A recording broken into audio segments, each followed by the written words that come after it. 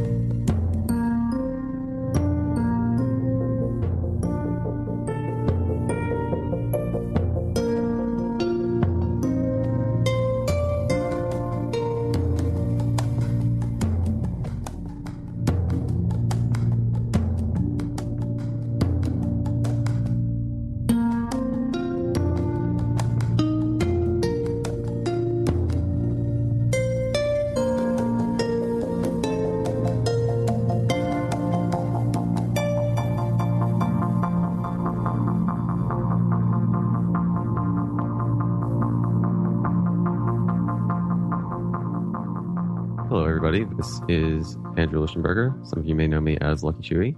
Today is January 31st, 2016. I'm here in Melbourne, Australia with my friends. And, you guys want to introduce yourselves? This is David Burke, live in Melbourne. It is a beautiful sunny morning just after the women's tennis final. We saw an incredible match between two opponents, one from the US and one from Germany. The female German player played fantastic. So did the US player to win in 3 sets. We actually got to watch it live while we were playing poker at the Aussie Millions on the screens, not actually at the stadium. And today, it's a beautiful day for the final. It's going to be the men's tennis final today. And we've got our other colleague here. Hey, guys. This is Dr. Elisa Wampole. And I'm here in Melbourne as well. It's amazing. It's a great morning. I'm feeling good, and I'm excited to do a show. And last but not least, we have our friend Ryan Muetzel from Austin. Want to say what's up, Ryan?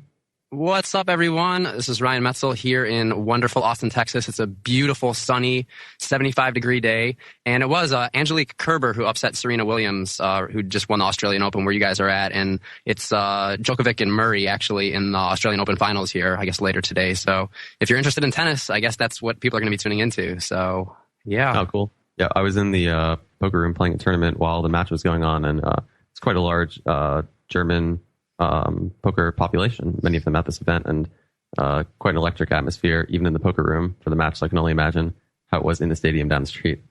Oh, absolutely. Tennis would, I guess, be similar to poker in the sense that, they're always trying to anticipate the opponent's next move, wherever you hit the ball on this side or that side. And, trying to be one step ahead of the person, which I'm sure, at poker is the same thing, whether you have a really good card or you're bluffing. You need to know, the more information you have about what you think your opponent will do next, the better off you are in that situation. Yeah, and something interesting, Serena Williams, who has been doing very well at tennis over the last couple of years, I believe, Ryan, can you bring it up?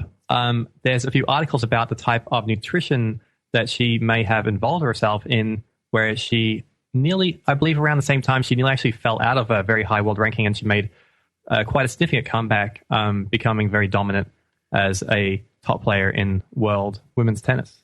Well, the first EcoWatch article, which is the first one that came up, a quote directly from there is, "Believe it or not, tennis legends Venus and Serena Williams follow a healthy, balanced, raw vegan diet during the tennis season." That's right, both raw and vegan. I think the results speak for themselves. Yeah, they really do. It's inside every person is a raw vegan superhero waiting to come out. And I mean, when you have a little look around, I'll let the audience into a tiny little secret. And is that many people have a very large comparative sum of money. Some billionaires, some millionaires, like Serena. When they have that wealth and they begin to reflect, you'll begin to find a commonality with very, very successful people. And that's they begin thinking a little bit deeper, and they begin to experiment with nutrition, with their consciousness. And you'll see a lot of them have involved themselves into raw vegan foods. Now, I remember when Elisa and I wrote our book, it took us 7 years on the subject, where we found countless medical studies and incredible examples of longevity healing that just really inspired. It's like you wake up in the world and realize, oh my God, God being the word, we're provided for. And you're just like, oh my God, there is vanilla beans, there's chocolate beans, there's cinnamon, there is every fruit and nut, just like Old Testament, every fruit and nut you can imagine already there for you. Almond milk, cashew cream cheese, tomatoes, mangoes. I mean, I remember reading once that there's hundreds of different types of avocados. Yeah. Not just one avocado or two avocados, but hundreds of varieties of avocados. I intend to sample avocados around the world. And Ryan, actually, can you bring up for us how many approximate avocados there are in the world? Just to give everyone just a kind of a little understanding of like the opulent abundance they're being provided for when they space-time coordinate landed on Earth. If I remember, it was our friend who grew avocados said there was around 300 different species of avocados. Yeah. And so you'll find these people like, and Ryan actually wrote a paper for his one of his lectures, which I think he used also for his master's in kinesiology studies, on beginning to put together dots on professional athletes. We've had a few at our medical clinic that have come in for acupuncture and raw foods training. We can't mention who they are, but some of these athletes are the top in the world and making quite significant amounts of funds from their very good performance.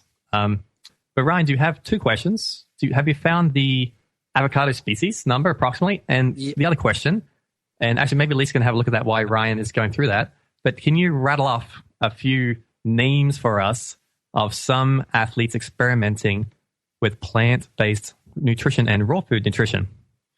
Sure. The answer to your avocado question seems to be, there's a good article that I found from The Atlantic, and it discusses how 95% of what's available in the U.S. is only one, and they're saying there's over 900 varieties of avocados. Wow. 900, and everyone goes to the store and buys Haas avocados because that's pretty much all they, pretty much sell at the stores. I do remember, the farmers that we had from California that were bringing us even just a couple different varieties that we had, instead of just the Haas, some of the other ones were just so incredible. And I couldn't even imagine, having access to 900 different types of, sizes, shapes, textures, and flavors of avocados. Pretty amazing. Yeah, it's really fascinating. Just from my limited avocado sampling, I was able to tell a substantial difference between the Haas ones that we find, that grow in Mexico and California primarily. Some of the ones here in Australia are a little bit more like the reeds. They're larger, they're creamier. And when we were in India, we got to try some of their avocados. And it was, in many ways, kind of a blend. They're softer, but they're also smaller. But yes, it's very enjoyable. Andrew's a big avocado fan. I very much am. Yeah, avocados, I think they grow in pairs, right, Lisa? Is that right? Do you want to take a look? I'll look. And while he's taking a look, Ryan, have you got a small list, an appetizer for our listeners on some of these successful athletes indulging themselves, or not even indulging, just uplifting their consciousness and their mind to the idea of vegan foods and raw foods?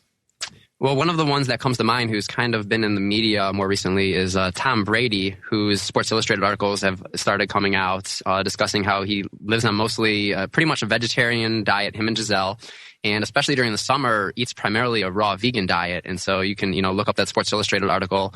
He also does a lot of yoga, and it seems acupuncture, and is an owner of Chinese medical clinics. So, that's a pretty good indication there of someone who they keep saying every year, oh, he's too old, he's not, when is he going to go retire, but every year he comes back. Sometimes, he's better than he was the year before as he ages.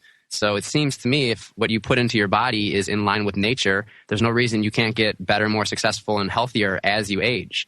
So another one is Arian Foster. If people remember him, he was a running back for the Houston Texans, and he had, said for a while that he was eating vegan even as a professional football player and one of the top running backs in the league. So there's definitely no reason why guys of those size can't do it. And if you're looking to get an edge, you'd start talking about mixed martial arts and wrestling. And two guys that come to mind are Nick and Nate Diaz, who have been, vegan, plant-based since the time they were teenagers.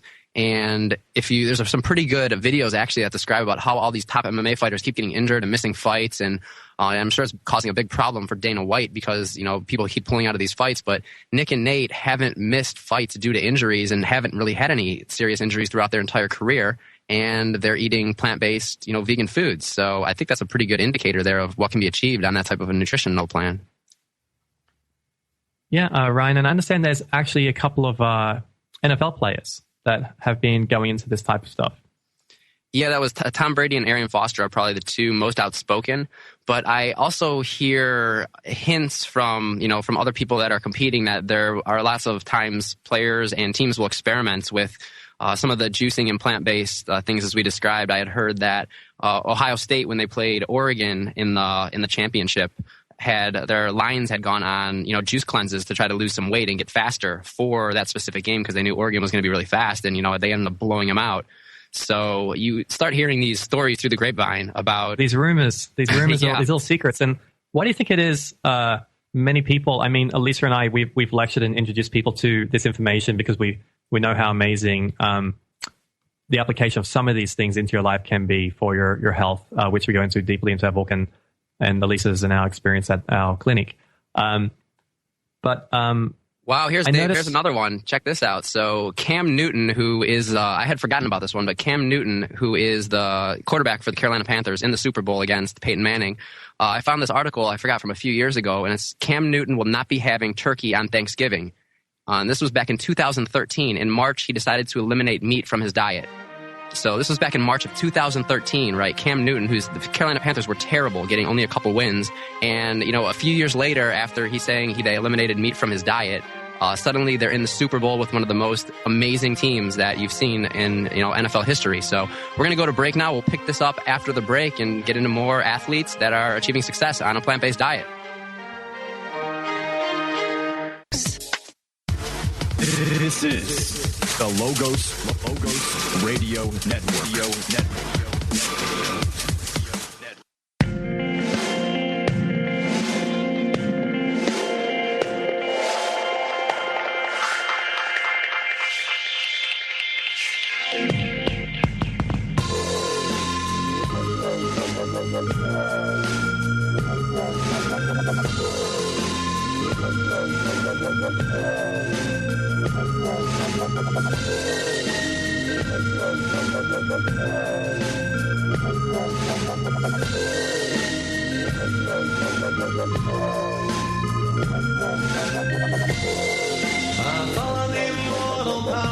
Hello and welcome to the show. Once again, we're in beautiful Melbourne. Dr. Lisa, Andrew Lichtenberger, myself, David, and we have Ryan Meitzel in Austin, Texas.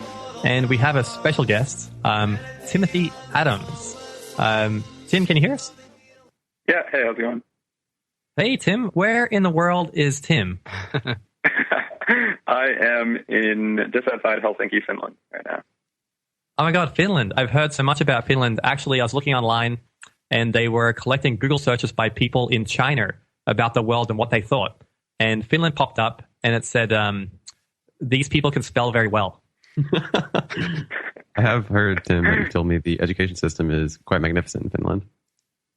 Yeah, I mean, I think it's kind of known around the world that the Finnish education system is like really highly regarded and known as one of the best. Most definitely in China. Yeah, and Tim, something fascinating. I was chatting about Tim to Tim, actually, in Berlin. Tim is, like Andrew, a very well-known poker player. Tim's very humble. He's probably blushing right now.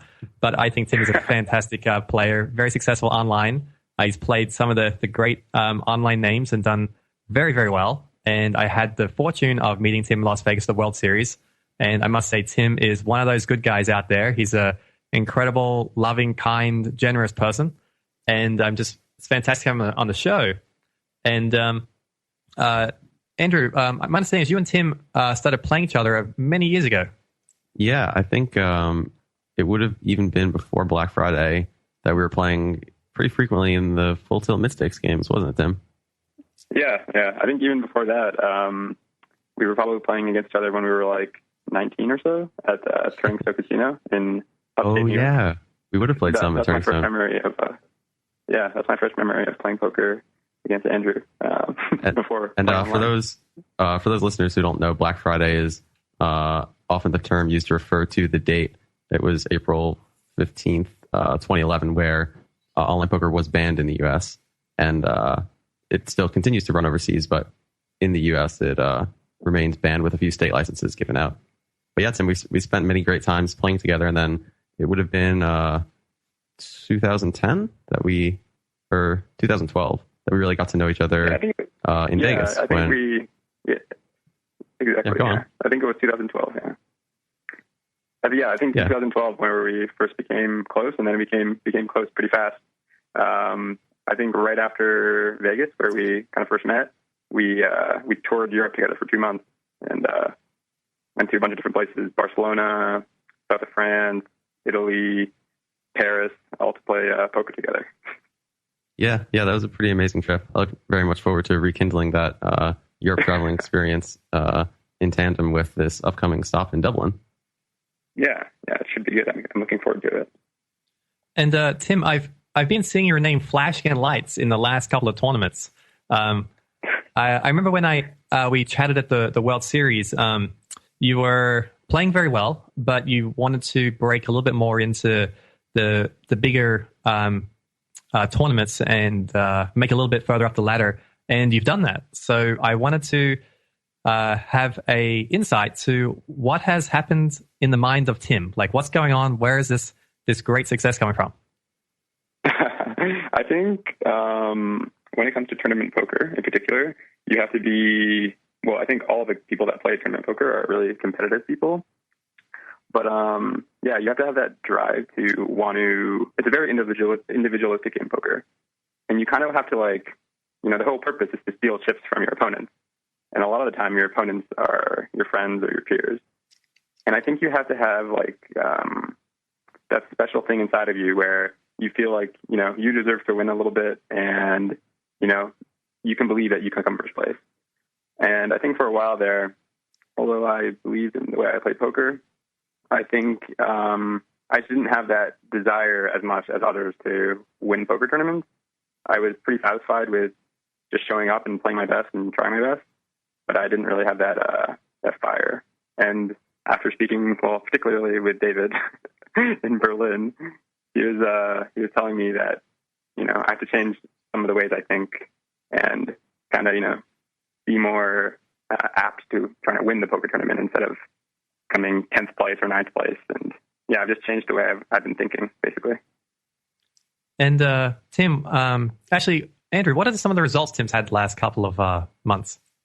Well, I believe, Tim, you made it to the Elite Eight in the 10K Heads Up, the World Series. And if I'm not mistaken, you placed 7th in the 25K Euro High Roller in Berlin. And then you final tabled as well the High Roller in Amsterdam for the Masters Classics. And did you also cash in the 50K at PCA?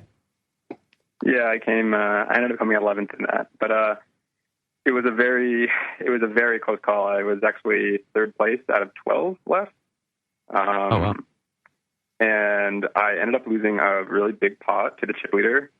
What was the hand, Tim? The hand was basically the bubble of a very big poker tournament. It was a $50,000 buy-in, and the minimum cash was $96,000. So there were 12 players left and only 11 cash. And the chip leader had been playing very aggressive. And I was also one of the chip leaders, but I was at a table and I had to kind of be careful. But I was dealt pocket aces, which is the best hand in poker, and I raised it. I raised, and the chip leader called, and the flop was a low flop, 5-4-2 with 2 diamonds, I believe, and I had an ace of diamonds in my hand, and he checked, and I actually checked behind to disguise my hand and basically slow play it. And the turn came in offsuit jack, bringing 2 flush draws, so 2 hearts, 2 diamonds. And my opponent bet, and I called. And then the river came the 7 of diamonds, so the flush draw got there. And my opponent ended up making a large bet. And I thought with my hand that it was a good hand to call with, based off the fact that it was really disguised, and my opponent was very well known to be a very frequent bluffer.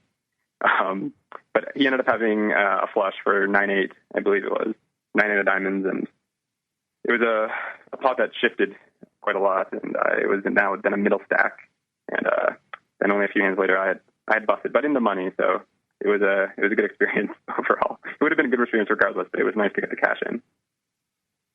Yeah, that's really cool. I mean, as well as disguising your hand, it seems like you also saved yourself possibly from losing a larger pot by slow playing on flop. Yeah, and the everything felt right about the hand. I can resonate with that feeling where sometimes even if you lose a hand, you kind of feel like you did all you could to mitigate the loss and maximize the potential gain. Exactly. Yeah, and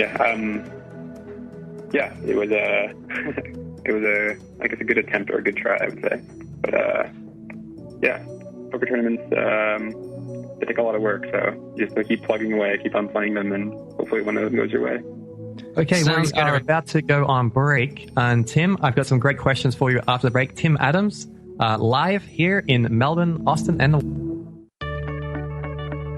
Attention foreign language students, hit the books and get out those dictionaries. There's major good news about learning a second language. I'm Dr. Catherine Albrecht, back to tell you about a new study on bilingualism after this. Privacy is under attack. When you give up data about yourself, you'll never get it back again. And once your privacy is gone, you'll find your freedoms will start to vanish too. So protect your rights, say no to surveillance, and keep your information to yourself. Privacy, it's worth hanging on to. This message is brought to you by StartPage.com, the private search engine alternative to Google, Yahoo, and Bing. Start over with StartPage. Learning a foreign language brings many benefits, but a new study has found a major long-term health benefit to bilingualism. It may delay the onset of Alzheimer's.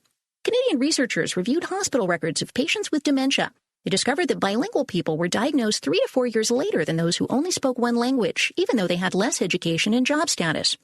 Though brains of bilingual people still develop Alzheimer's, the scientists said, speaking another language better prepares their brains to compensate for the onset of the disease due to the enhanced brain networks they've developed. Maybe it's time to brush up on that French, n'est-ce pas?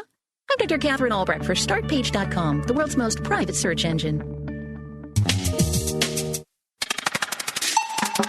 You're listening to the Logos Radio Network at logosradionetwork.com.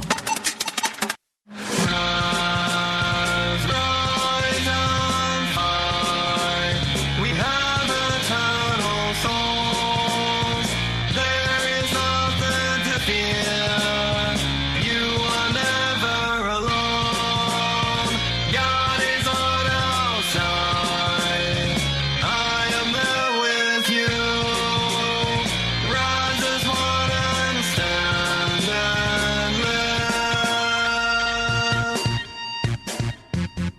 Hello, everybody. This is Andrew Lichtenberger. I guess I blew my cover as a time traveler, introducing the show from Australia as January 31st, 2016. It's actually January 30th, 2016 in Austin. And we're here chatting with our good friend Tim Adams about poker tournaments, the mental, spiritual components, the mindfulness, and the health and nutrition that goes along with it. And Tim, a question for you. I know when we're having a chat in Las Vegas, Lisa was very, very helpful. She was making juices, and we had you try some juices at the World Series, I believe.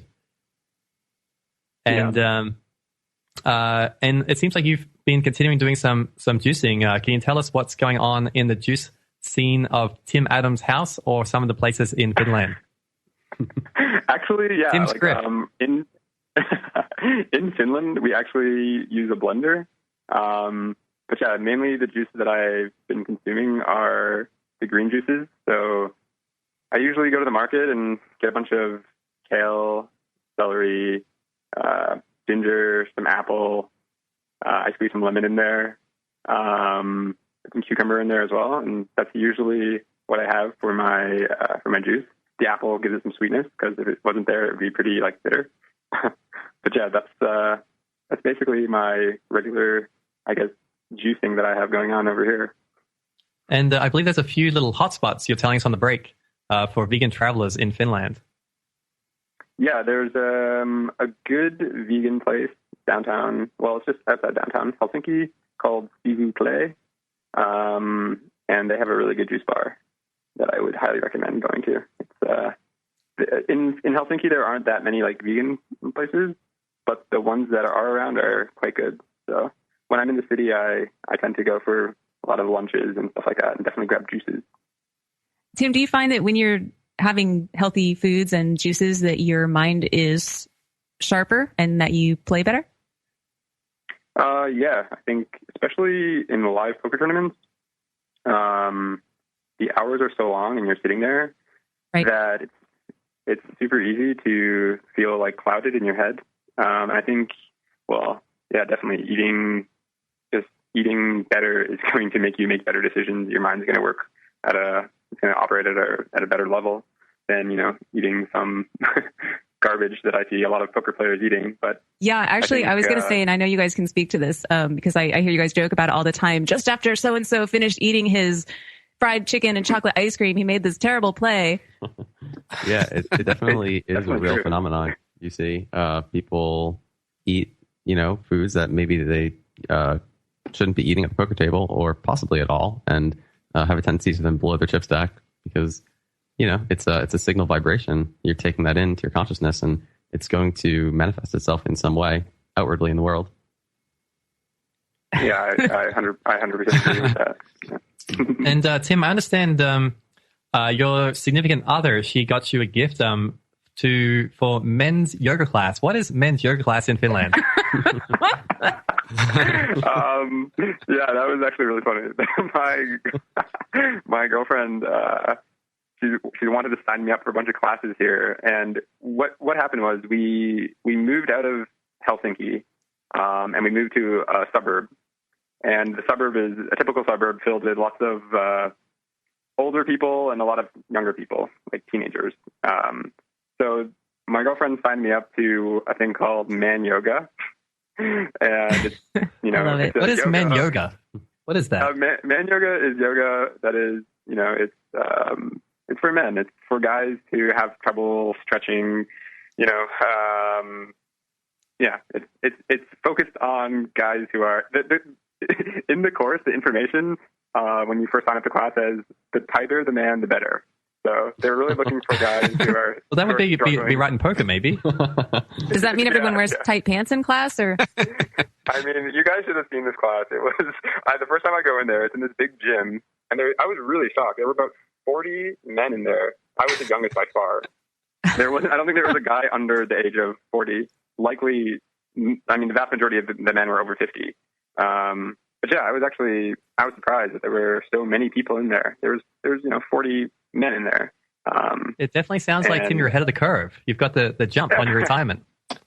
Exactly. I mean, it was a cool experience, but Yeah, for me, it was a little slow. Like, they really held the certain postures for long periods of time, which I thought it was cool to go there if I wanted to, like, work on my breathing. But on some days, I just wanted to, do a flow and, get almost a bit of a workout while I was doing yoga at the same time. So yeah, and Tim, I remember when we were in Las Vegas, we went to a hot yoga studio. Can you tell us a little bit about your experience there? The one in Vegas, yeah, I think it was really great. Actually, the one thing I would say, it was really, really hot. I usually do hot yoga. Oh, yeah. I remember that one day it was super hot in there. Everyone was dying. Yeah. Well, I would say dying, though, very hot. Yeah, weren't pretty dying. dehydrating. Yeah. When I'm in Canada, there's a great yoga studio I go to. It's like one of my favorites. And I always do the hot yoga. And when I had done the one, in Vegas, it was so unbelievably hot that I had to leave the room. I mean, many people had to leave the room because it was just that hot. It was hard to breathe at that point, for me anyways. But yeah, I would go again. I thought it was a good studio. So. And Tim, I understand you've incorporated some more positive mindfulness, and Tim has a little secret. And if you catch Tim at a tournament, ask him if he can show you his mindful riding technique. I'm not going to tell it on air. It can be a secret Tim special if they're lucky enough to see you. But with this mindfulness, with this juicing some yoga and just being around, a loving relationship, we've also heard you playing quite well online. Yeah, I mean, I'm back in Finland now, and the poker games online have. I usually play cash games, and they've gotten a little tougher, so they're not as beatable as they used to be. So the last few weeks, especially, I've transitioned to more tournaments, and I've done a lot of studying for tournaments, so I feel quite prepared when I play them. And yeah, I've been doing pretty well the last couple of weeks online, so that's been going well, and it's a good tune-up for the next upcoming live event, which is especially where you want to do well. So yeah, it's a good warm-up, I would say. Good practice as well. And Tim, over the last 6 months, who would you say, apart from yourself and Andrew here, who would you say is shining in the online scene at the moment? Like, who is someone to look out for? That's a good question. Who is shining online lately?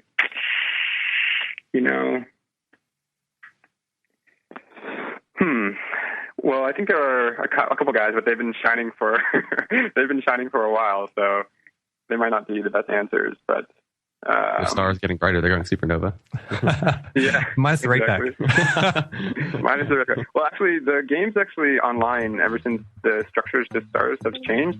The games are kind of dead. Actually, they aren't really happening. You don't really see I've noticed as the Zoom many. pool is smaller, and at times when it seems to have been quite full, it is quite lacking. And let's chat a bit more about some of the changes that have been implemented for this new 2016 season after the break.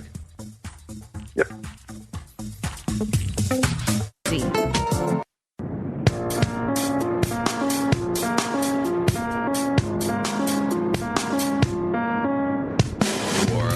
Descends to the earth, a time where the mind is defined and confined. We the people need to realign with the divine. A government for the people, by the people realigns. No more taxation without representation. It's time for the people to have their say. No longer the prey. Aligned with truth, there's nothing we cannot do. Divide and conquer lies and false promises. These are the archonic weapons of hurtful decay. The abundance of the earth is the perfect technology, and the golden age is now. Rise together as one in peace and prosperity.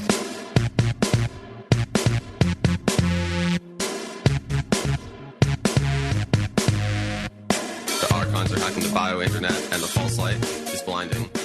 Hello and welcome back to the show. We are on the phone with Tim Adams in Finland talking about poker. And well, not just poker, we're talking about the aspects of mind. We're talking about all the things that go into poker, from the spirit, the mind, the body. Something you're going to find with a lot of these top players like Andrew and Tim, they're not just poker players.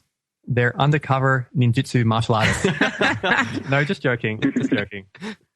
They're incredible people.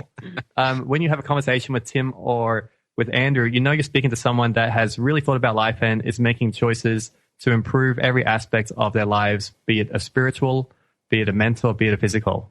Great people to know. And Andrew, on the break, we're having a chat about some very exciting games going on. Can you let us know about that? Yeah, on PokerStars lately at the 200-400 lines, Nourishment Texas Hold'em stake, there have been some three-handed games running between a Russian gentleman, an English player, and a third player who seems to be right now doing quite well. I believe he's a Spanish player, but he relocated to the UK, if I'm not mistaken. And Tim, have you got a chance to check out these games at all and follow along some of the exciting hand histories? Yeah, actually, I have. I have a decent amount of history with all three of them. I played quite a bit. I played quite a bit with each one of them. And the one guy is a Spanish guy, and now he lives in the UK. Actually, I saw him. I played against him in Prague. He was playing the 50K super high roller, which was pretty interesting. Yeah, he, although he's a fantastic poker player, he definitely does not have much live experience, I will just say. But it was interesting to play against him live and how different it is to play against, people that you play online compared to live, especially if the guy isn't experienced. It is always fascinating. Crazy. Oh, sorry, go ahead. Yeah, it is. No, I think some crazy hands in this 200-400 no limit game on PokerStars.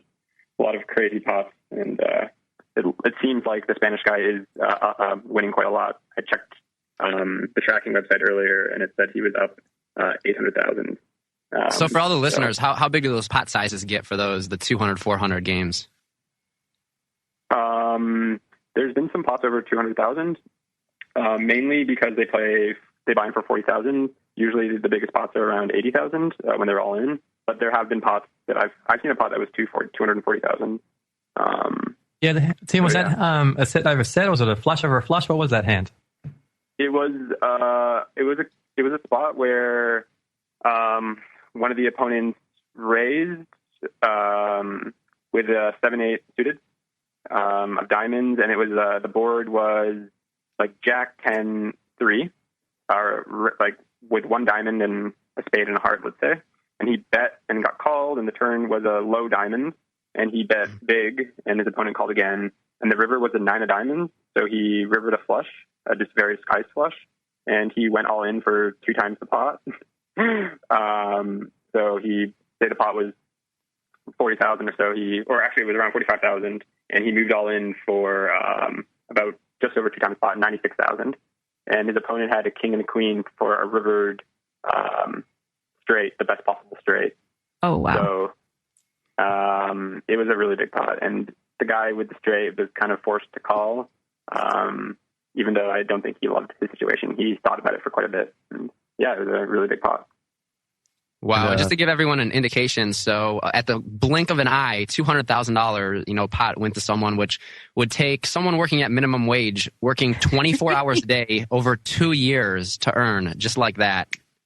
So and it take Wall Street about 0.05 of a second to lose it and then spend it. Actually, Wall Street probably made half the money instantaneously just from the taxes. They would probably, if the person, I guess they don't have to pay taxes. I'm assuming where they're playing if they're smart, because if you're playing in the U.S. and you declare that money, you're going to pay most of it in taxes anyways. Yeah, it is rather interesting. In the UK, the players winnings are for UK citizens are considered windfall.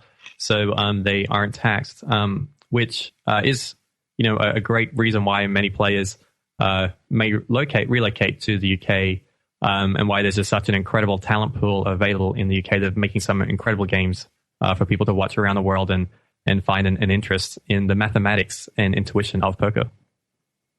Yeah, very true. And Tim, from your experience playing with the Spanish player in Prague in the Super High Roller event, and from your experience, extensive experience playing high stakes online cash games, what do you think is allowing him to be so successful against these other seasoned professionals who have spent countless hours playing and studying their games?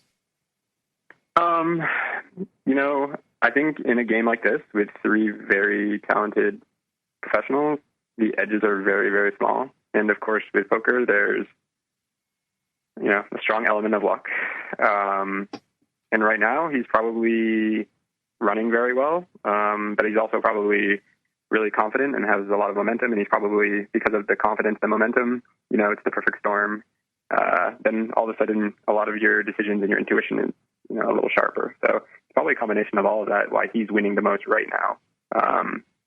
But yeah, I don't think it's necessarily like he's so much better than the other two opponents. I think they're all probably fairly equal in skill levels. But yeah, that makes a lot of sense. It's like a few hands go right and things start clicking, and he's more able to trust his gut instinct and make the right decision in some of the larger hands. Yeah, and exactly. And in a game like this, where you're playing three-handed, so short-handed against two very good players, you can't just wait around for hands. You can't just try to make the best possible hands. You have to be bluffing a lot. You have to be thinking at a very, very, very high level. And they're playing three tables, three-handed. So it's, I think, quite intense poker. So yeah. Tim, per minute, how many decisions do you think they have to make? I mean, they're constantly making decisions because they're either folding their hand on their button, or they're re-raising a button raise from the small blind, or they're in the big blind and they're thinking if they should use this particular hand to re-raise or to just call with. I mean, a lot of them randomize their play, so they're really difficult to beat. So yeah, this is poker at the highest level. They're constantly thinking. I would be shocked if they all weren't behind their computer, super, super focused, with no distractions right now. Yeah, one misconception people have of poker, and I had this misconception, I didn't think it really took that much mental thought energy, and that the physical body gets rather tired. Also, I put in about a 10-hour live tournament poker session, and the next day I woke up like I was 18. In Australia, you can drink at the age of 18. I was 18. I just drank way too much, and I fell down the steps and vomited on myself. Like, that was just kind of how beat up I felt, because I guess I hadn't used that specific part of my mental focus for 10 hours straight. And I really found like how important it was to have good nutrition, listen to music that works with your thoughts, your positive thoughts, and it was just really incredible how much a long session can take out of you. What's some tips, Tim, for players out there who are looking at playing some of the larger, more intense games that you and Andrew have that might help them with their endurance or some skills they could learn? Yeah, I think that's a really good question, because I used to struggle with it when I first started playing live poker in particular, because like you said, the days are very, very long and grueling. You're sitting there for 10 to 12 hours, and every 2 hours you get a 15-minute break. That's it. So it's a lot of sitting, and you're making a lot of decisions. So I think, I think it's a work in progress for every poker player to figure out like the optimal way of how to approach like a live poker tournament. For me personally, there's a tournament coming up in Dublin that Andrew and I are both going to. Right now, I'm stationed in Finland at my house. I've been doing things like eating well. I've been going to the gym every day. I've been going to yoga, basically just preparing my body, because I know in a couple weeks when I go to Dublin, I'll be playing so much poker that it'll be so tough on my body that I'm actually right now like kind of having this pay it forward mentality where I'm trying to do everything right now, because I know when I get there and I'm playing live poker, exactly, I'm going to feel exhausted. There's no way around not feeling exhausted. There are ways to help it by definitely eating well, hydrating yourself, getting up and, like I see Andrew all the time, getting up and stretching, walking around a little bit, get the blood flowing. I do the same, because you're not like humans aren't supposed to be sitting down all day for 10 hours for multiple consecutive days. You're gonna feel very fatigued and very quickly. So very true. We're going to our main break here at the hour. So after this break, we'll get back with Tim and find out more of his secrets to success in poker. Stay tuned.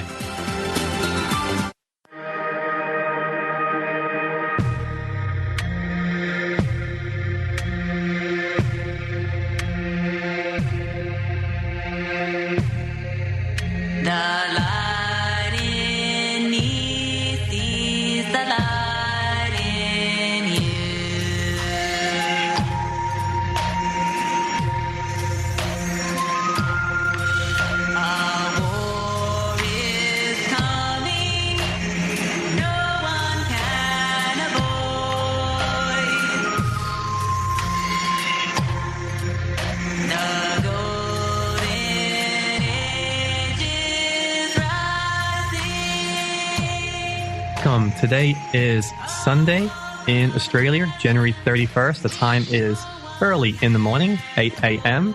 And for those who are listening Austin, we're going to go back in time to January 30th, Saturday. And Tim, question, what day and time is it in Finland? Right now, it is just past 11 o'clock at night, and it is 30th of January. Awesome. So I should be able to tell you who wins tomorrow then, I guess. I have to log on to my my sports channel. Back to the future. We'll get to change the future, and the world will be completely different now. Yeah, and it's kind of so fascinating. You have so many scientists and researchers coming out now and really giving a good explanation on theories of time, where we're in this red, orange, yellow, blue, indigo, violet prism we call light, which is just like a TV channel, like Channel 9, Channel 7. And it goes a certain amount of speed. And what's fascinating, they're talking about going beyond this space-time in this bandwidth of light. So imagine you could go outside into, say, ultra violet that's way, way past visible light. You could actually move that speed. Then you would become invisible. And not only be invisible, you could chase down all the other light particles and park your little self or your spaceship or your avatar body, whatever superpower you have. Science or biology. I guess biology is science. And it'd actually be forward and backward in time. And this is actually a real theory that scientists are really taking a good look at these days. But on to other things of relativity. Everything's a little bit relative, right? And Dr. Wampole. Yes. I believe that we've been putting together some teas and herbs for Lucky Chewy and Tim Adams at some of the series. Can you explain from the Chinese medical theory what are some things that could be good for maintaining your mindfulness from the wise, old Qin China Sun dynasty? Yes. So from a Chinese medical perspective, concentration, and especially long hours of concentration, damages the earth element of the body, which it damages the spleen. The earth element is associated with spleen in Chinese medicine. And not to be confusing, but the Chinese spleen is different from the Western spleen. The Chinese medical spleen, we're actually talking about the pancreas. There was a mistranslation back in the day that never really got fixed. So when we talk about spleen qi deficiency, we're actually talking about the energy of the pancreas being weak. So basically, when you're thinking a lot, you're using a lot of your body's energy. And so your energy system becomes depleted. So we need to do things that build your energy back up. So if you think about it, when we need energy, what do? We eat food. So the spleen is very much associated with the digestive system. And so we need to do things that enhance our digestion so that our body can create better energy out of the food that we're consuming. So, or herbs or whatever it is that we're consuming, the body should be able to manufacture high quality energy. And when we do that, then we can focus. So you need a lot of energy in your body to maintain a high level of concentration. So the herbs that support your spleen system or support your digestion are really useful. In particular, there's a lot of herbs that support spleen energy. One of my favorites that I take almost every day is ginseng. And ginseng is amazing. It helps with concentration so much. And Andrew will tell you, I'm sure also, that he's gotten through many a poker tournament taking ginseng for concentration and energy. Yeah, ginseng really is a beautiful thing. It gives you kind of like a burst, it feels like. It just opens your energetic ability to absorb the information around you. I feel it expands my awareness in many ways. And just to empirically back up what Dr. Lisa is saying, I do find, and maybe Tim, you find the same, when I'm playing long poker sessions, especially at the casino, that I find it difficult to eat heavy meals. Like, I very much do prefer protein drinks and juices and things that are easy for my body to absorb and utilize. Yeah, and in Chinese medicine, we also look at the stomach and the stomach having a mind. And in the stomach, we know there's so many of those nerves running around in the stomach. It's like a little brain on its own. And so when you got to use your stomach brain like that, I feel it in my gut feeling, you don't want to kind of overload it so much. Inside the stomach, there's these like stretch receptors. And inside the stomach, when you have a large meal, those stretch receptors read that large meal and it's changing how your body is going to put its energy. So more energy moves into the stomach to help break down the food. So there's going to be less energy maybe in other areas that, like your brain, that you want to use as focus. True. So that's one of my favorites as far as strengthening the spleen. And then sometimes too, we need to strengthen the kidneys also, because your kidneys give you that endurance and the willpower. So cordyceps is also an amazing herb. And a lot of the time, I take cordyceps on a very regular basis, almost daily. And a lot of the time when Andrew's playing, I'll make up a little cordyceps tea, along with also some jiaogulan, which is another really amazing qi-enhancing herb and longevity herb. Yeah, I believe, Lisa, jiaogulan is considered in China and Japan as maybe one of the most popular herbs because of its adaptogenic. Adaptogenic? Adaptogenic 8 a.m. in Australia. After no sleep, playing tournaments. For its qualities. And can you explain what that means? Yeah, an adaptogen is something that basically brings your body into an equilibrium. So while certain herbs raise the qi and certain herbs, let's say, lower the qi, an adaptogen would be something that brings you to whatever state you need. So for instance, jiaogulan, you can take it in the morning, and if you need to wake up, it'll give you energy and wake you up. You can take jiaogulan also at night, and it'll help you sleep because it's an adaptogen. So it'll basically bring you into the state of equilibrium that is right for your body at the moment. And there's several herbs that are adaptogens that do that similar type of thing. They just bring you into the midline state of where you need to be. And Elisa, I also understand that the spleen being nourished by sweet, there's another herb that people can take that I actually quite like myself. Which is that? Lohan, monk fruit. Oh, yes. And lohan is a sweetener. It doesn't have sugar. It's the Chinese version of stevia, but it doesn't really have the aftertaste of stevia. And I must say, I find it quite amazing. Andrew, I say it's one of our little favorites for desserts or protein smoothies. Oh yeah, lohan is a complete game changer. I mean, in many ways, it saved my life. I don't have enough good things to say about it. I believe it helps expel excess phlegm from the body. It is quite good for stomach and spleen. I do feel relief after I feel that tightness in my stomach using all my neurotransmitters from both my brain in my head and my brain in my stomach from a long poker session. The lohan gives me relief there. And yeah, it's just a phenomenal sweetener. Doesn't have an aftertaste. Tastes just like sugar and has none of the negative effects of sugar. Yeah, it was called monk fruit because the ancient martial artists of China found the fruit, and it's one of their secrets in their Chinese medical formulas. And in Chinese formulas, there's sometimes up to 20 different herbs. There's actually really no limit, but and lohan is amazing. There's a really great secret about lohan. I'm not going to give it up on the show today. Oh, come on. But maybe if you run into Elisa or myself, you can ask, what is that secret about lohan? But Elisa, going into more of these herbs and that we've empirically tried ourselves and shared with Tim and Andrew. Another great thing about lohan really quick here is that, especially in the West, people have become so addicted to sugar and salt, especially with just growing up the food choices they've been given. So, what's inside their body really craves sugar and salt. So being able to use lohan extract, especially on food, along with stevia, and then switching to like a Himalayan salt or Celtic sea salt is pretty amazing to help people make that change to a more, vegetarian, vegan, plant-based diet and not have all the crazy cravings that sometimes come along with it because they don't get that same salt and sweet taste that they've been used to for their whole life. So yeah, I would definitely recommend anyone. You can put the lohan extract on. I especially love it on rice, which tastes pretty amazing. You can put it in your smoothies and everything too. So it is really good on rice, actually. Yeah, be sure. And you guys have made it really affordable too. So if you stop at Brave New Books or online at burkesuperfoods.com, that's BURKESUPERFOODS.com.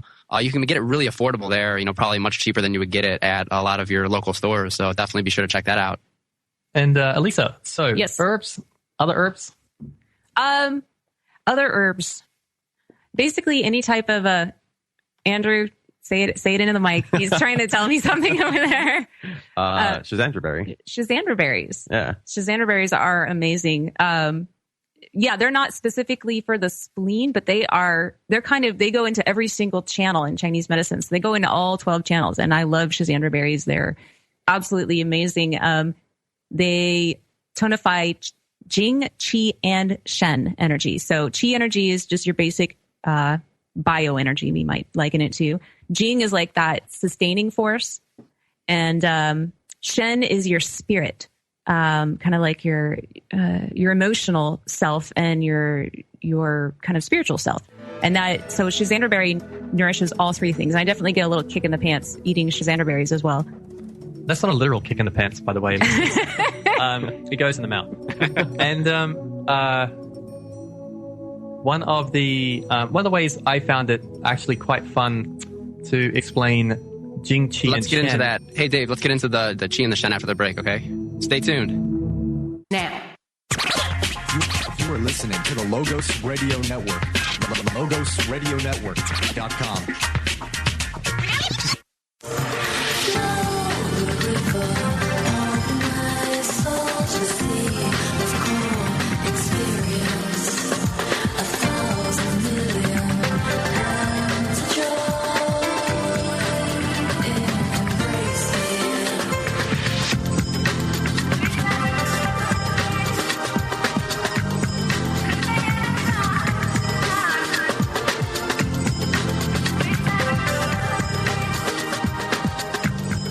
Welcome, all our listeners.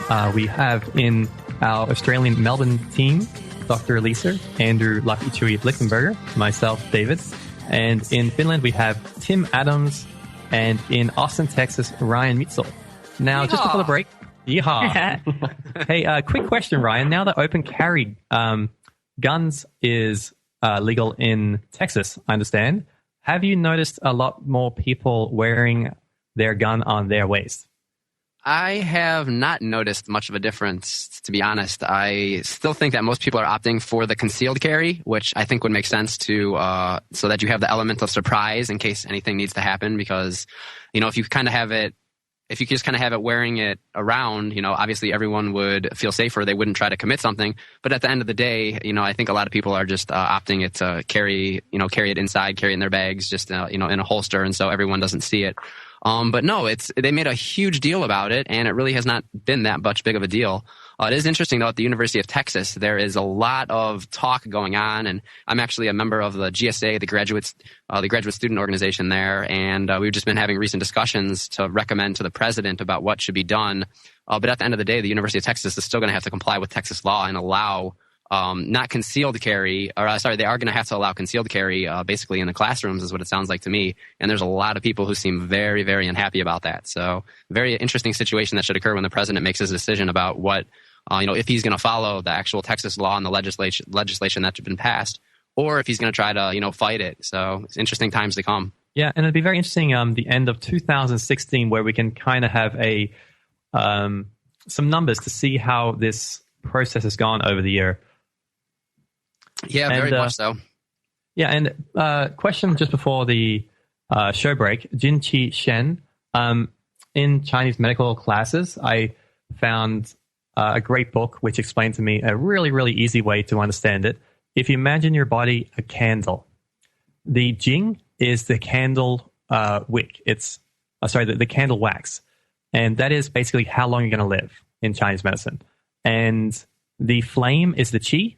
And the Shen is the brightness that pours out of the flame. Yes, that's true. Continue on. You were going to say.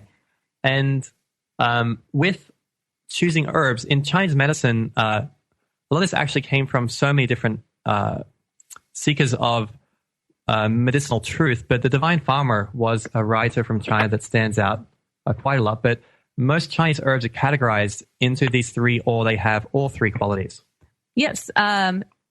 What we would consider a tonic herb is an herb that strengthens, or we use the word tonifies the body. So if you can strengthen any one of these things, then you're going to strengthen yourself as a whole. So if you can strengthen Qi, using ginseng, for instance, then you're going to have better memory and concentration. If you can strengthen Shen, your spirit, because your emotional mental mind is really the the glue, in my opinion, that holds your whole body together. If your mind and your emotions are in the right place, then everything else can kind of fall into line with that. You can pull your physical body into alignment just using your mind. And I've had a lot of experiences just, mind over body to get well. So if you can tonify your mind, if you can strengthen your Shen, and that's when we were talking about Schisandra berries as being something that strengthens your Shen, then you'll have better performance at whatever it is that you're doing. Yeah, and in Chinese theories, Chinese classical medicine is more of the magical side of Chinese medicine, very romantic in the incredible ideas of the levels the body can attain. But Shen is, in classical Chinese medical theory, is also a part of your intuition. So it's your ability to draw in from the infinite and be able to make incredible reactions like you might see on some of Stan Lee's, where you've got that samurai where they fire a plastic bullet at him, he cuts in half with a samurai sword. In classical Chinese theories, we would say he was pulling that awareness from his Shen. True. Another great herb that popped into my mind is reishi mushroom. And a lot of people use reishi to strengthen the immune system, which it does. And they use it to combat cancer and illness quite often.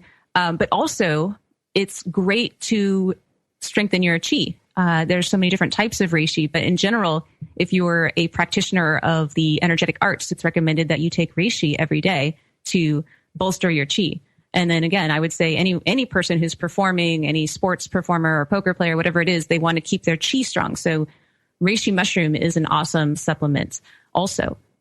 Yeah, reishi mushroom you'll find in a lot of the paintings of the imperial emperor's family, and the great sages were painted with a reishi mushroom because it was considered to be so magical, so powerful, so strong, and the qualities that we find it has as we test it more and more is just off the chart amazing. Right, and we actually have a reishi spore oil, which is supposedly, according to some sources, about 300 times more powerful than the reishi itself, because it's the energy that's contained in the spores that they press out and create this oil with.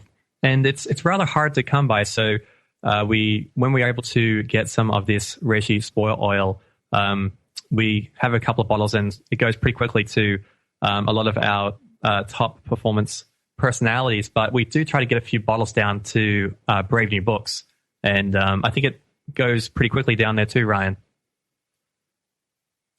Yeah, the reishi spore oil I know has definitely been recommended. Elizabeth, actually, at Brave New Books, is a huge fan of it, and she worked at Dr. Ron Teagarden's for a while. And she actually had recommended it to Jim Mars to take, actually. So, yeah, I think the reishi spore oil has huge uses as far as, being able to get people's immune systems back to where they want it to be. So, yeah, I definitely recommend, checking that out. It is definitely expensive because it is so condensed as far as the reishi goes. But if you do the research on it, I think you'll find it can be a very useful addition to your health and supplement regime. Yeah, and Brian is currently at UT and Concordia doing his double masters, 2 at once. His masters at both UT and at Concordia. And Ryan, I know you are using some of the. We have different levels of ginseng. Ginseng root can go from $5 to $300,000. So there's different quality and $300,000 is not the norm, though. Yeah, and but you can really taste the quality of these herbs. And Brian, I believe you are on a 4.0 at both colleges, doing 2 masters at once. Is that right? Yeah, that is correct. I've gotten all A's in all of my classes so far. I'm halfway through my second last class at Concordia, so I'll have one more class and I will have a master's in sports management. And then concurrently, I am doing my master's in kinesiology at the University of Texas. So it's quite interesting to see, the different studies that they're doing. And it's really funny in my sport history class that I've been taking with Dr. Jan Todd, she runs the Stark Center, which is located in the end zone of the UT football. You should definitely go there. They have a great exhibit now on the Berlin Olympics. Ryan, just a quick thing. For those listeners around the world, they probably haven't heard, but UT has a massive sports budget. Is it approximately $170 million per year? Oh, yeah. UT, I believe, has the biggest sports budget in the country due to they actually have their own television network. So, they're able to bring in a lot of money. And at the end of the day, it seems like the college kids aren't making any money from that. But it seems like someone here is making quite a bit of money from these TV deals. So, all right. And Ryan, we'll interesting get to see more where to that goes. After the break. And congratulations, doing well at school. Brian, good repeating. Everyone took cover when Tropical Storm Irene hit the Northeast. I'll tell you where one massive snake hid out in New York City, and it wasn't the zoo. I'm Dr. Catherine Albrecht, and I'll be back with a tale of the Brooklyn Python next. Privacy is under attack. When you give up data about yourself, you'll never get it back again. And once your privacy is gone, you'll find your freedoms will start to vanish too. So protect your rights, say no to surveillance, and keep your information to yourself. Privacy, it's worth hanging on to. This public service announcement is brought to you by StartPage.com, the private search engine alternative to Google, Yahoo, and Bing. Start over with StartPage. The morning after Tropical Storm Irene visited the Northeast, New York City was pretty wet, but one Brooklyn tenant couldn't figure out why his ceiling wouldn't stop dripping. The water was coming from an 8th-floor apartment above, so he called the housing authority. When they arrived, the apartment was vacant except for the bathroom. There, in an overflowing sink, was a 10-foot-long Burmese python. Pythons normally eat rats and chickens, but they've also been known to swallow alligators in the Everglades whole. The 2-year-old snake got a free ride to an animal shelter, and its owners have yet to ask for it back. I'm Dr. Catherine Albrecht. More news and information at CatherineAlbrecht.com. Trails. Live Free Speech Radio, LogosRadioNetwork.com.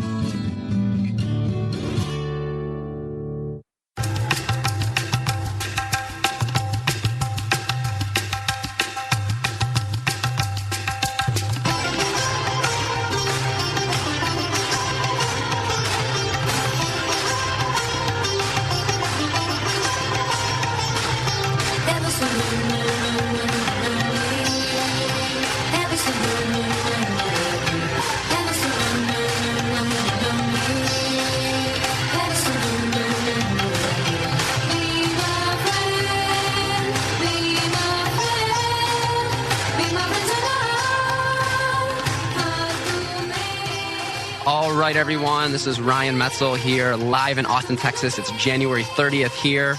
It is barely January 30th, about to be January 31st in Helsinki, Finland, and in Melbourne, Australia. It is already January 31st. So before the break, we were talking about the UT Athletic program and a great USA Today article here. So back when they did their auditing from 2012 to 2013, Texas brought in $165.7 million in operating revenue and $146.8 million in operating expenses. So, they still were able to profit almost $20 million that year. Again, none of the students who were doing all the work were paid anything for their participation in athletics. But I had also mentioned, too, a great class I'm taking with Dr. Jan Todd, who runs the Stark Center. We're actually doing a history of sports medicine and athletics, and we're studying a lot about, the Greeks and Romans. And it's really interesting. Some of the people we're looking over, like Herodotus and Mercurius and Hippocrates. It really seems like they were getting a lot of their stuff from Ayurvedic medicine and Chinese medicine. And one of the great things I learned, too, is a lot of the gladiators actually ate primarily a vegetarian diet with barley. And so they were called the barley men. And they found an ancient formula which they actually put together again. And it was a combination of essential oils like frankincense and myrrh. It also contained opium, which is very interesting, and also like a glue-like substance.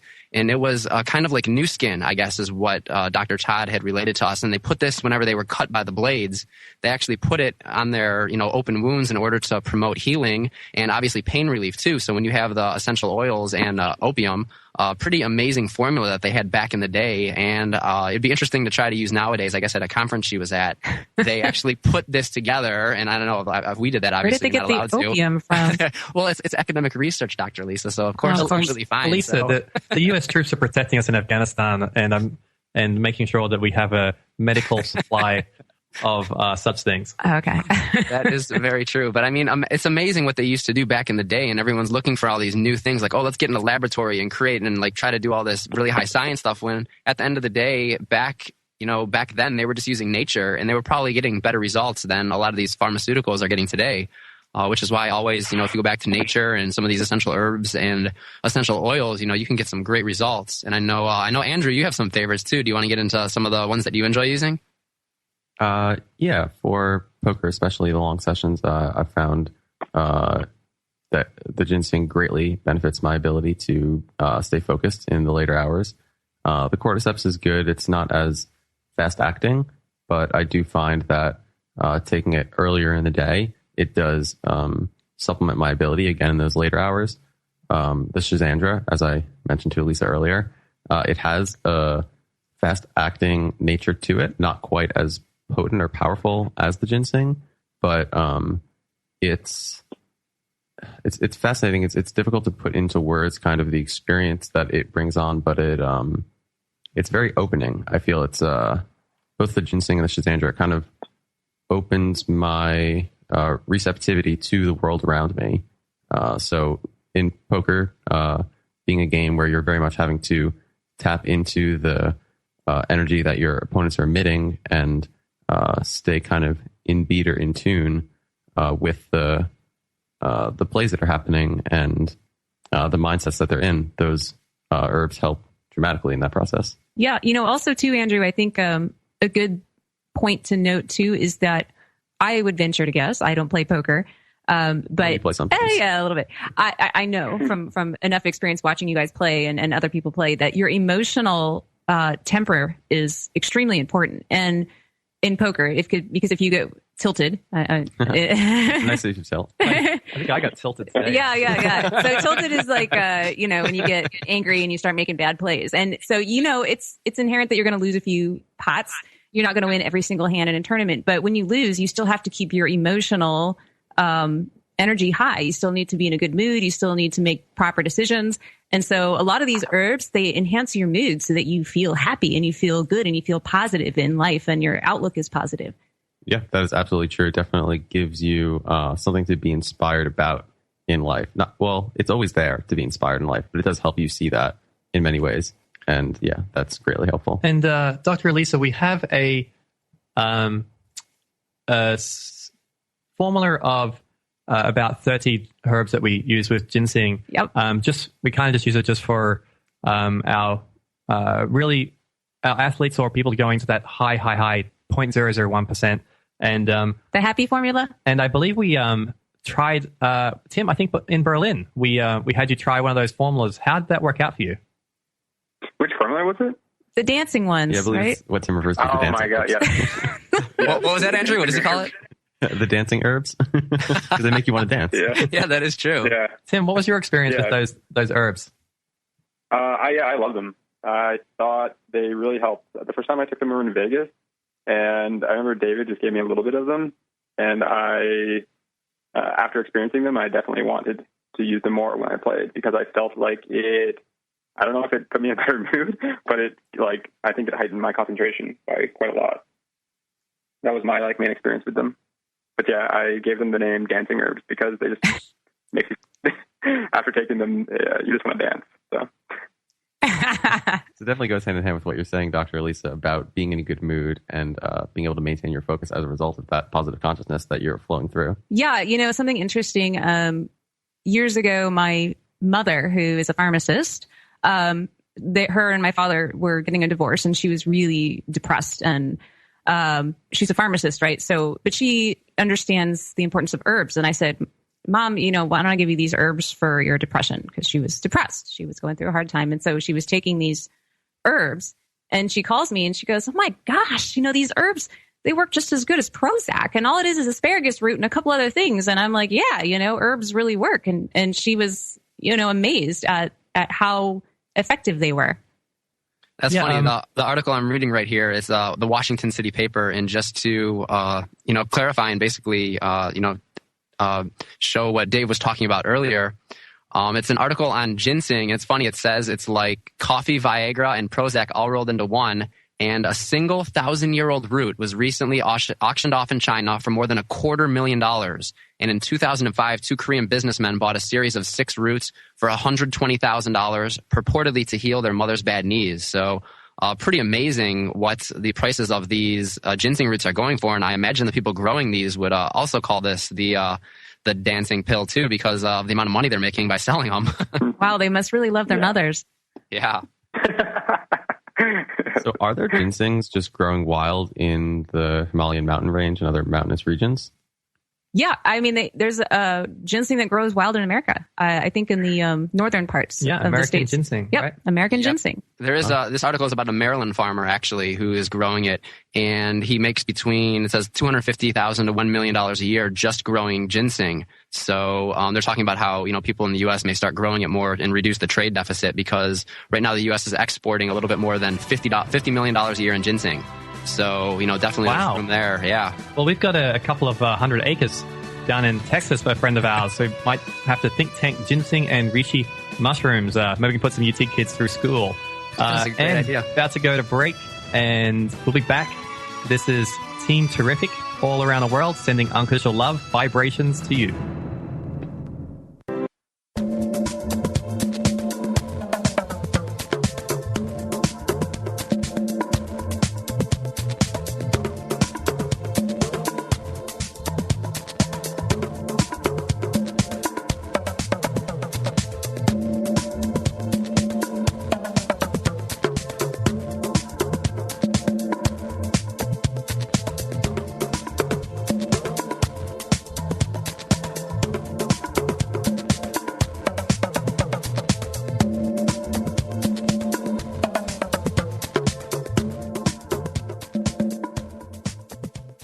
And welcome back to the show. We're about to wrap up here. I just wanted to make a couple extra comments about Chinese medicine and focus and concentration and sports performance, and with specific emphasis on mental performance. In Chinese medical theory, dampness is what clouds the mind and keeps you from thinking clearly a lot of the time. And what is dampness? It's basically phlegm and mucus that builds up in the body. So things that cause dampness in the body are things that create mucus. So first thing that comes to mind, of course, is dairy products and a lot of sugar. Excessive dairy, excessive sugar, excessive cheeses, fried foods, all that stuff that's unhealthy for you, even too much carbohydrate. And in Chinese medicine, pulse reading is a part of Chinese medicine. There, you can check every organ in the body through Chinese medical pulse readings.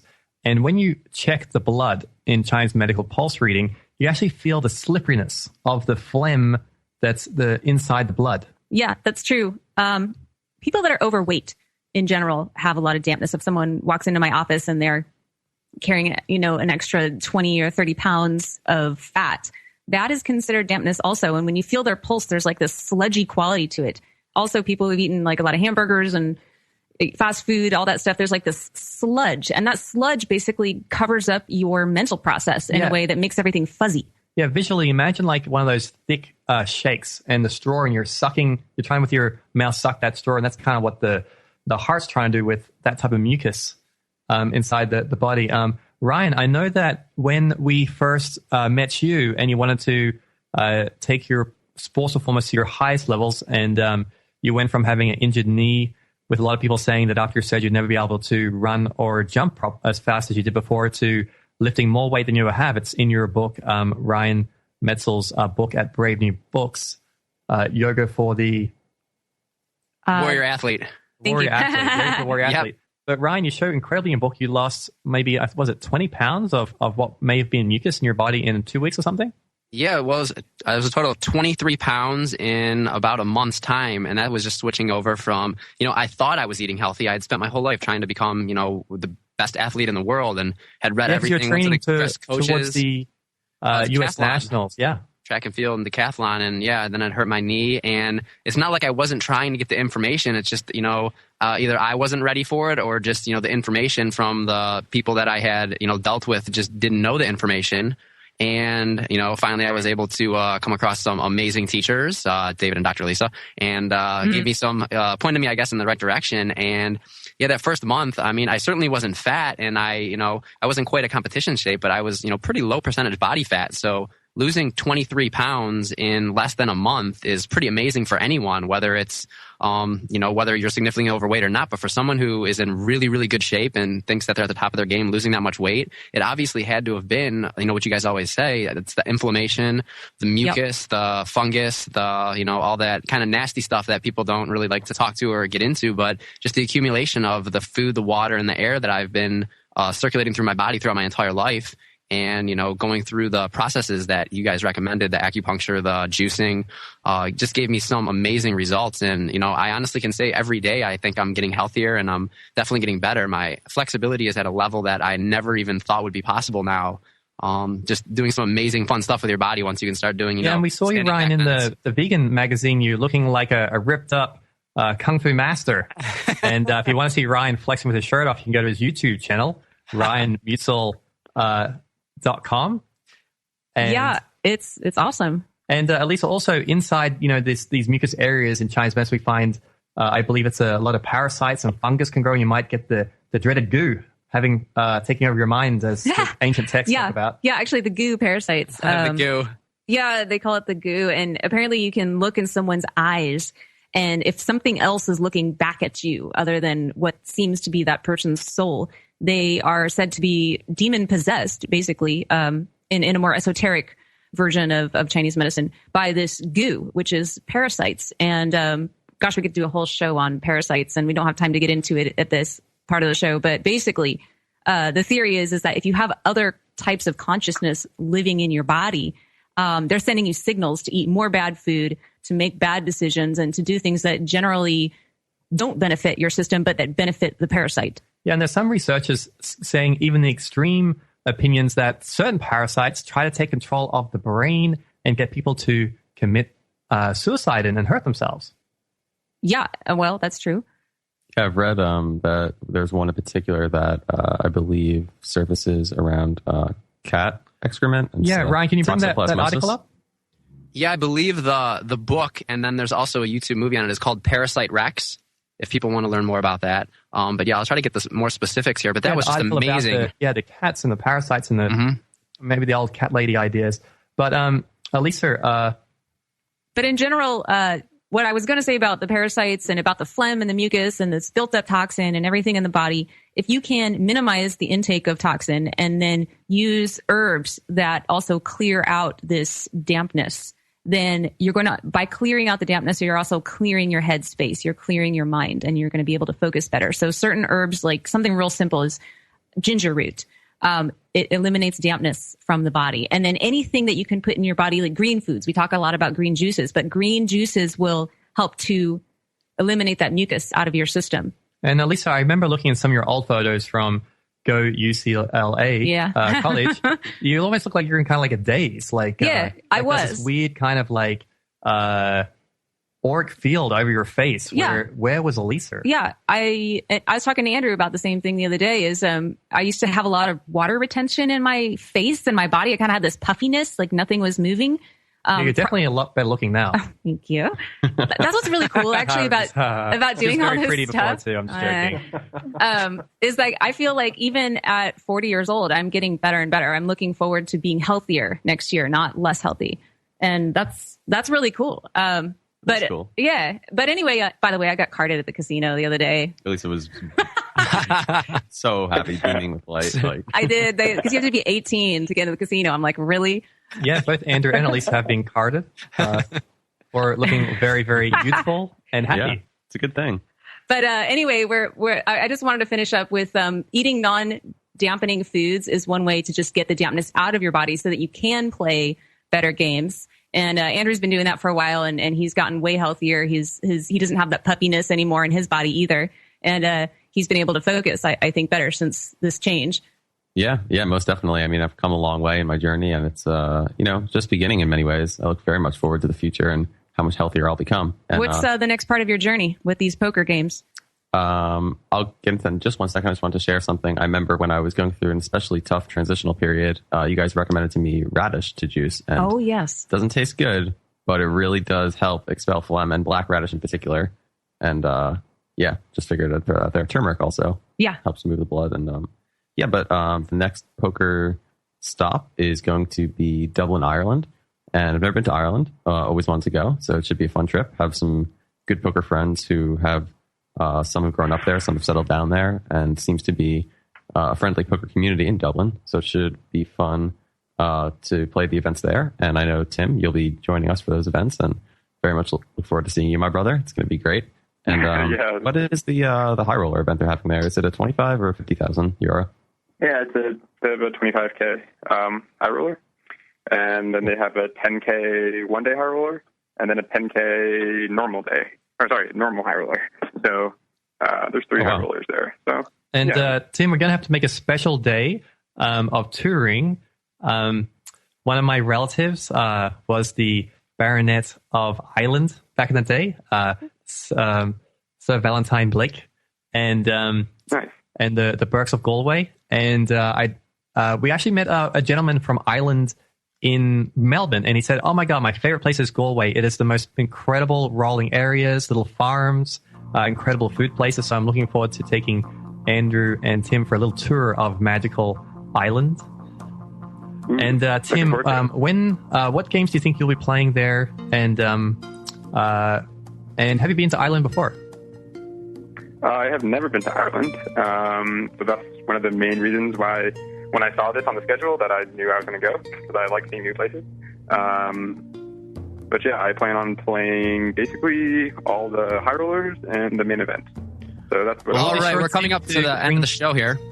We'll be sure, Tim, to bring you some dancing herbs, some cordyceps, some reishi, and a whole lot of unconditional love. A lot of unconditional love to go around. It's going to be a great experience. Thank you for listening, everyone. Yeah, join us next week.